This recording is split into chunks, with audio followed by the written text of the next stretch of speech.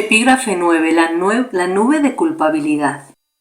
La culpabilidad sigue siendo lo único que oculta al padre, pues la culpabilidad es el ataque que se comete contra su hijo. Los que se sienten culpables siempre condenan y una vez que han condenado, lo siguen haciendo, vinculando el futuro al pasado, tal como estipula la ley del ego. Guardarle fidelidad a esta ley impide el paso de la luz, pues exige que se le guarde fidelidad a la oscuridad y prohíbe el despertar. Las leyes del ego son estrictas y cualquier violación se castiga severamente. Por lo tanto, no las obedezcas, pues son las leyes del castigo. Y aquellos que las acatan creen que son culpables y por consiguiente no pueden sino condenar.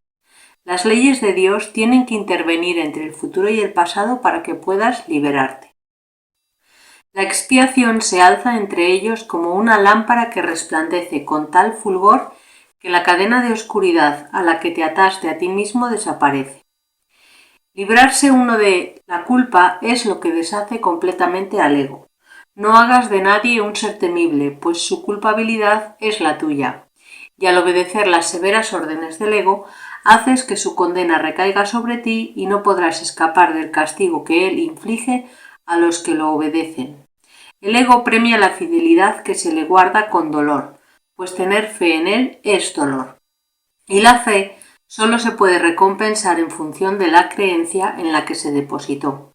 La fe le infunde poder a la creencia y donde se deposita dicha fe es lo que determina la recompensa, pues la fe siempre se deposita en lo que se valora y lo que valoras se te devuelve.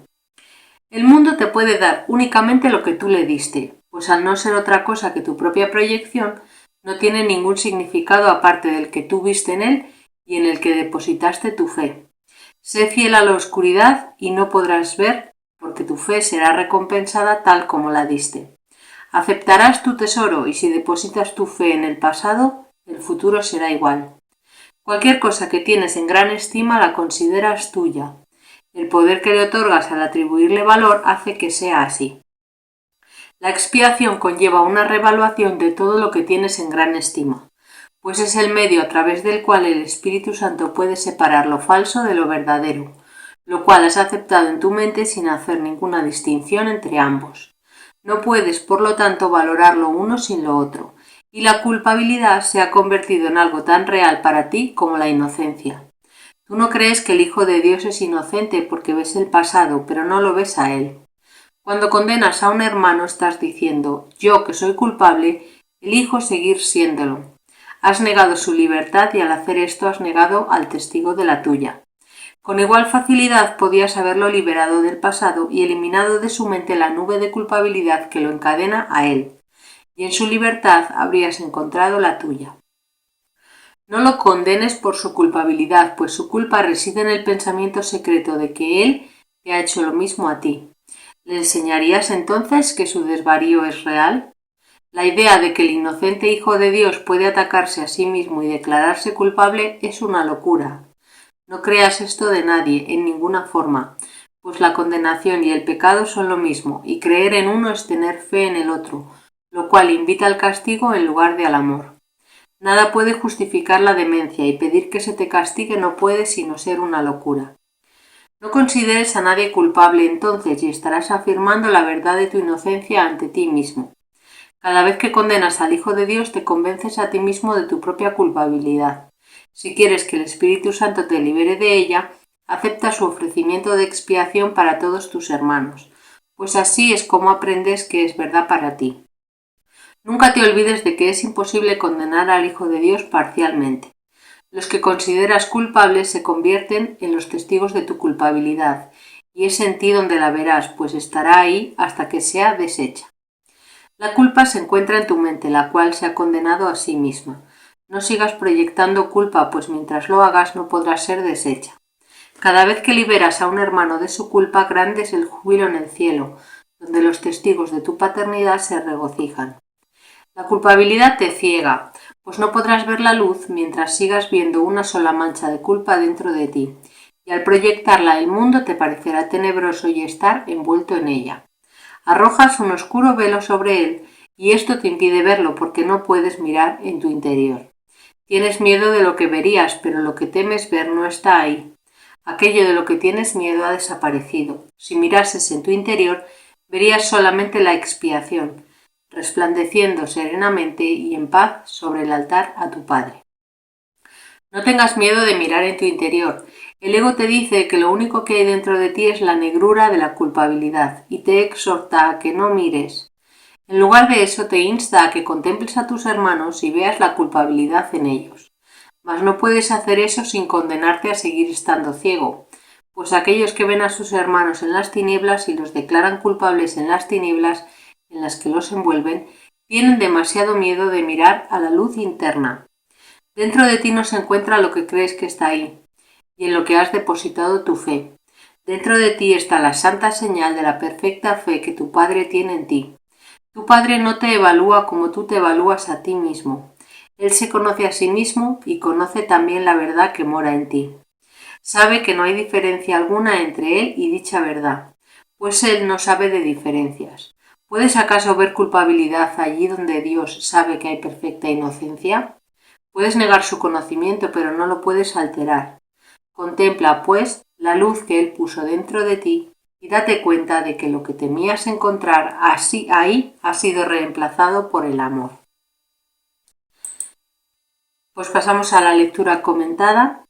Nos dice en el primer párrafo que la culpabilidad sigue siendo lo único que oculta al Padre, porque la culpabilidad es un ataque que se comete contra el Hijo. Fijaros lo que explicábamos en unos epígrafes anteriores. Cuando la parte de la mente del Cristo, la parte de la mente del Hijo de Dios, que se consideró culpable, se quiso suicidar, para no suicidarse se disoció y entonces apuntó con el dedo acusador a esa parte de la que se disoció, que era él mismo, diciendo tú eres culpable. Entonces, como la culpa no abandona la mente que la fabrica, lo que hace es proyectarla, pero sigue en la mente. Entonces, mientras nosotros sigamos viendo culpa, quiere decir que la culpa sigue dentro y la estamos proyectando fuera. Por eso es interesante que nos planteemos empezar a dejar de ver culpables. Recordad siempre que nosotros nos hemos disociado del Cristo y lo consideramos culpable. Por lo tanto, cada vez que proyectamos la culpa sobre los hermanos que vemos en el mundo, la estamos proyectando sobre el Cristo. Consideramos todavía que de alguna manera queremos seguir matando al Hijo de Dios, pero como el Hijo de Dios somos nosotros, en última instancia nos queremos dar muerte a nosotros mismos. Y aquí nos dice que como te sientes culpable, condenas. Y entonces, una vez que has condenado, lo sigues haciendo. Y así lo vinculas el futuro al pasado y prolongas el tiempo. Esa es la ley del ego. Y nos dice que si le guardamos fidelidad a esta ley, eso impide el paso de la luz. Ahí no puede entrar nada porque estamos en el bucle de proyección y percepción.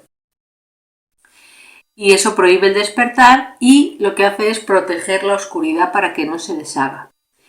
Sin embargo, nos dice que la expiación se alza como una lámpara que resplandece, de manera que disipa esa oscuridad. Tenemos que pedir expiación cada vez que veamos a una persona culpable fuera. Dice, librarse uno de la culpa es lo que deshace el ego. Cuando nosotros vayamos entregando a la expiación esa culpa que detectamos por lo que vemos fuera, por los efectos, entregamos a la expiación, y entonces dejaremos de ver un mundo temible fuera, cada vez será un mundo menos temible.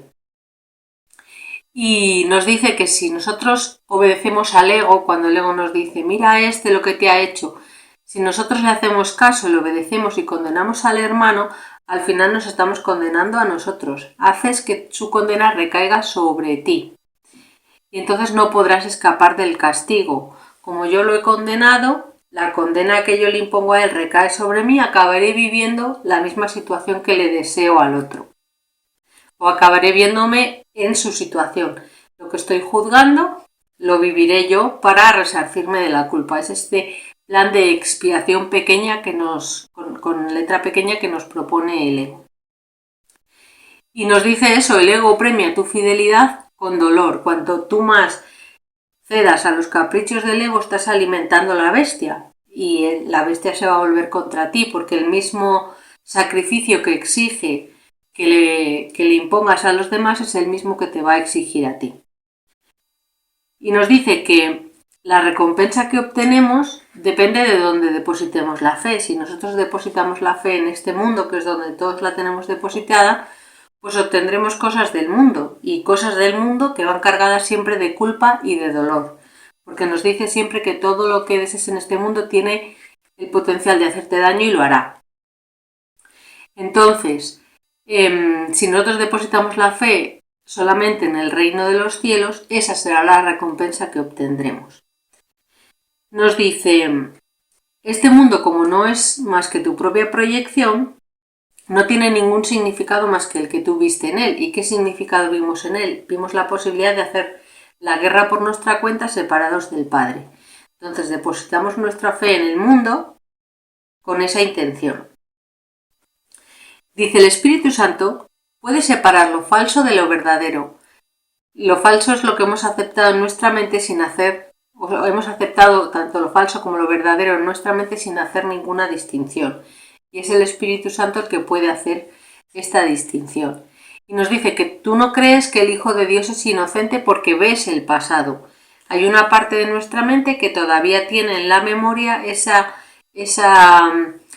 trauma de la separación del Padre, y lo recreamos aquí en los nacimientos, en los partos, la separación de la madre, lo recreamos una y otra vez. Siempre estamos recreando ese episodio original de la aparente separación.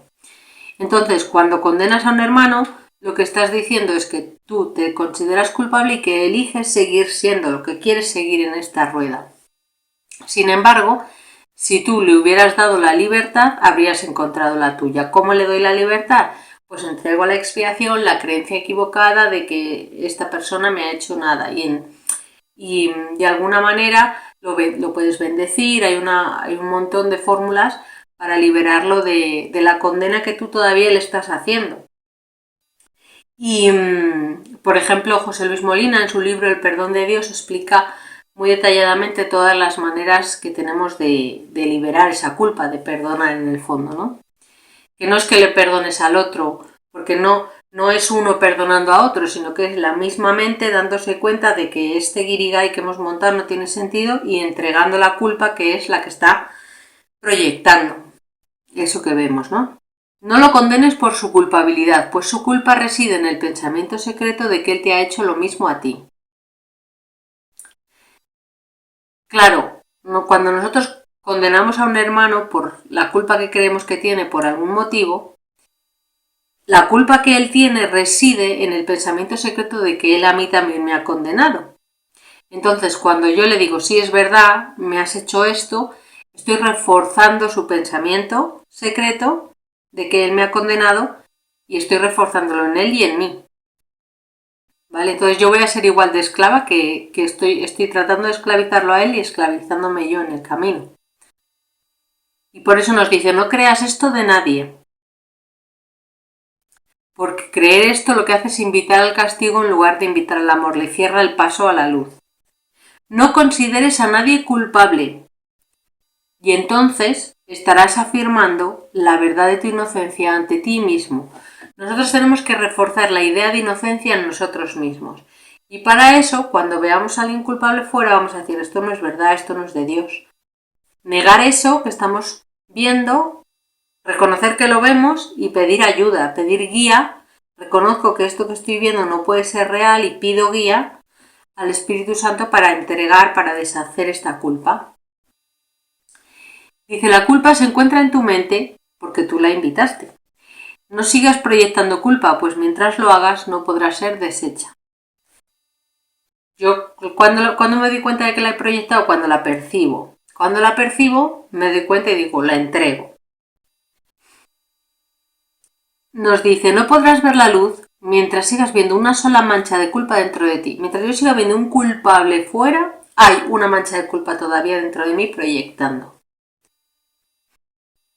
Porque claro, al nosotros ver culpa y reafirmarla, lo que hacemos es arrojar un velo sobre el hermano y entonces no podemos verlo, porque como no podemos mirar dentro de nosotros, porque el mismo velo que nosotros le hemos puesto fuera está dentro, está proyectado fuera, pero está dentro, no podemos acceder a la luz del altar interior, porque hemos puesto el velo, porque seguimos reafirmando la culpa. Dice, si mirases en tu interior, verías solamente la expiación, resplandeciendo serenamente y en paz sobre el altar a tu Padre. El ego siempre nos va a convencer de que no miremos adentro, de que no hagamos introspección, porque te va a decir, no, lo que tienes ahí da mucho miedo, distráete, vete, ponte a ver series de Netflix, vete a tomar un café con alguien, lo que sea, menos estar solo y mirar dentro de ti. Y aquí nos dice el curso que ese recuerdo que tú tienes de esa nube oscura que había en tu interior ya no está, porque la expiación restableció el altar a Dios dentro de nosotros. Entonces, si tú miras ahora dentro, lo que vas a ver es la expiación, no vas a ver esa nube negra de culpabilidad de la que el ego te habla. Y por eso dice, no tengas miedo de mirar en tu interior, porque el ego te da la orden de que no mires. Y dice, dentro de ti no se encuentra lo que crees que está ahí y en lo que has depositado tu fe. Nosotros hemos depositado la fe en la culpa, porque queríamos seguir perpetuando esto. El deseo oculto de matar al Hijo de Dios, pensamos que sigue ahí, pero ha sido restituido a través de la expiación, nos dice. Y bueno, pues aquí se acaba esta parte, este ha sido cortito. Ya sabes, si tienes algún comentario más, alguna cosa que me he pasado por alto, me lo pones aquí abajo, ¿vale? Gracias.